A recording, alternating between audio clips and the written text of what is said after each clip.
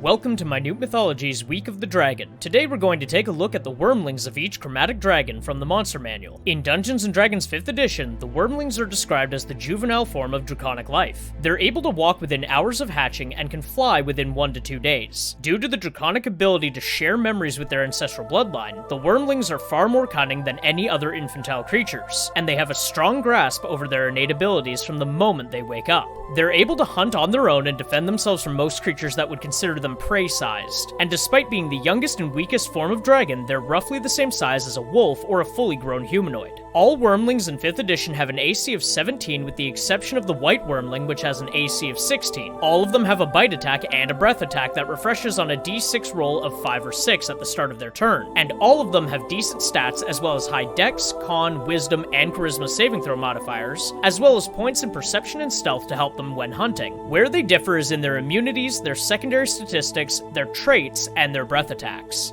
In general, the strategy for Wyrmlings is pretty straightforward, but I find that as a DM, the encounters with dragons and dragonkin can be really lackluster if not done properly. To maximize the potential of each dragon, you must play with their chromatic color in mind. Those with the amphibious trait, like the Black Wyrmling, should start out beneath the water, stalking their prey from below, then bursting out and flying out of range of the party. Those that can burrow, like the Blue Wyrmlings, should do a similar beginning move, stalking beneath the ground and bursting out to assault the party while taking flight. While in the air, the Wyrmlings should use their breath attacks every turn that they're able. For those with line strikes, it's obviously best to try and capture more than one creature in the line if possible, but it's likely that after one hit of this attack, your players will know not to stand in a straight line, in which case the Wyrmlings should be targeting ranged players and spellcasters first, as they're the most dangerous. For those with cone attacks, they should be aiming to grab as many players in the cone as possible, but once again, if they're unable to do this, they should go after those with ranged abilities first. On a turn when the Wyrmling does not get to use its breath attack, you should have them use their flight to swoop down and strike at players, prioritizing ranged ones first, then soar away to limit their chance of getting stuck in melee. By using this combination of breath attacks and hit and fly bites, the Wyrmlings should be able to take down ranged players and then whittle down the remaining melee players who will have a hard time taking them down. In Mythology, Wyrm, spelled W-Y-R-M or W-O-R-M, refers to a draconic creature with no wings or legs, and was originally attributed to sea serpents. In Old Norse, the word Ormir refers to great snakes that roam the oceans, as well as any other draconic creature. Throughout the Middle Ages, European bestiaries further defined the Wyrm as serpentine dragons, related to their winged cousins, but with different regions creating alternate names for the same monsters. The Behir from Scotland, for instance, is a serpentine worm creature with lightning abilities and a love of storms, while the Knuckers of Sussex are worms who inhabit deep pools of water, gravitating towards wells, where they can lure and trap prey by pulling them into the depths. Regardless of the region, the overall category of worm seems to have been used to describe and categorize all mythical creatures possessing both draconic and serpentine qualities, eventually being used by most fantasy settings as the infantile form of the more iconic dragons. In comparing the monster to the myth, we find that D&D has opted to include the wings and limbs of typical dragons in their Wyrmlings, using worm in the name Wyrmling to simply identify these dragons as newly hatched, much weaker than their future forms.